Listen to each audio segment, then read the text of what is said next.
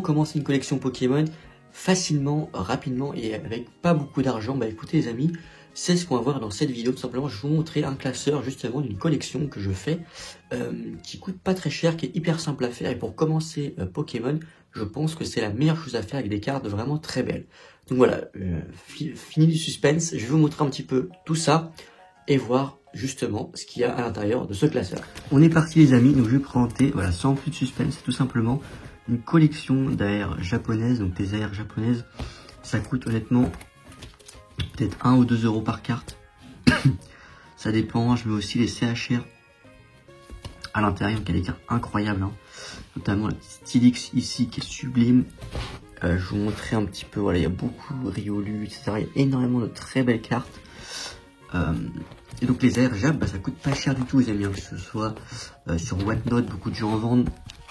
Je vous rappelle, vous avez 15 € offerts sur Whatnot, notamment avec mon lien en description.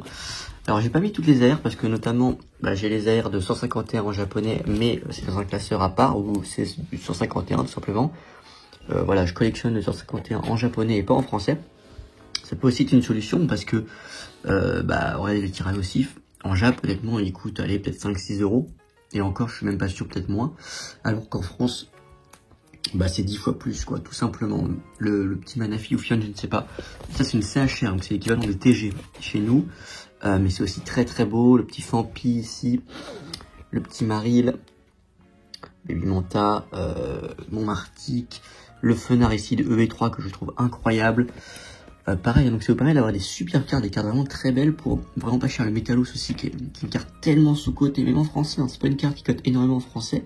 Je la trouve très très sous-cotée cette Métalos de force temporelle. Parce qu'elle est exceptionnelle, elle est exceptionnelle. Alors j'ai pas la Groudon Air, je l'ai pas encore.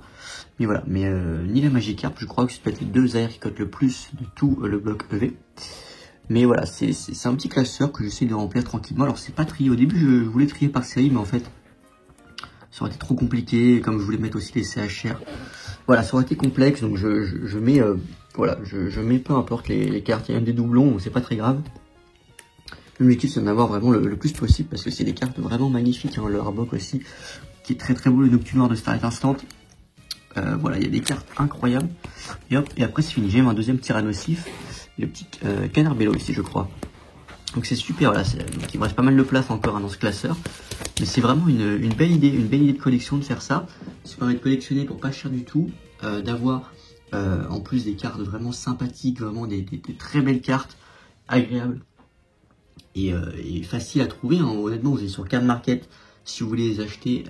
Beaucoup de magasins, beaucoup de boutiques en ligne proposent des AR Jap parce que justement beaucoup de gens aussi veulent collectionner les AR Jap et je pense que c'est une très très bonne chose pour commencer à collectionner parce que c'est pas cher.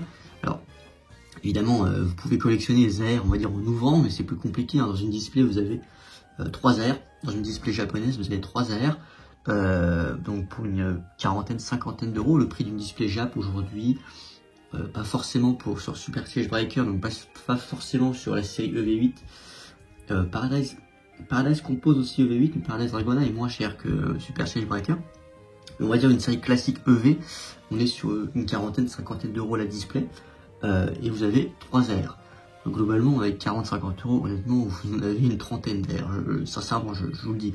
Donc voilà, faut regarder, faut faire ce que vous voulez, mais collectionner les AR. Beaucoup de gens en vendent en lot aussi sur eBay, sur Vinted, etc. Ça va être une bonne solution, mais voilà, c'est des cartes vraiment abordables, pas chères et super belles, hein, surtout, c'est ça le principal quand même quand on collectionne, c'est aussi d'avoir de belles cartes et d'avoir ce genre de cartes, c'est vraiment une très bonne chose. Voilà, et ça vous permet d'avoir des AR qui sont des cartes magnifiques pour beaucoup moins cher on va dire qu'habituellement quoi. Que vous auriez pu payer si vous les avez pris en français, où là pour le coup les AR, chaque AR on va dire c'est une petite dizaine d'euros minimum, j'ai envie de dire pour une AR. Peut-être que je peux me tromper, hein, mais j'ai quand même l'impression que c'est ça. Donc là pour le coup, pardon, c'est beaucoup moins cher. Donc voilà, c'est beaucoup moins cher, c'est beaucoup mieux. C'est une très bonne chose. Donc voilà, donc n'hésitez pas à regarder tout ça, à me dire ce que vous pensez de cette collection. Si vous aussi vous collectionnez ce genre de cartes, si vous avez une collection un petit peu atypique comme ça, n'hésitez pas à me le dire.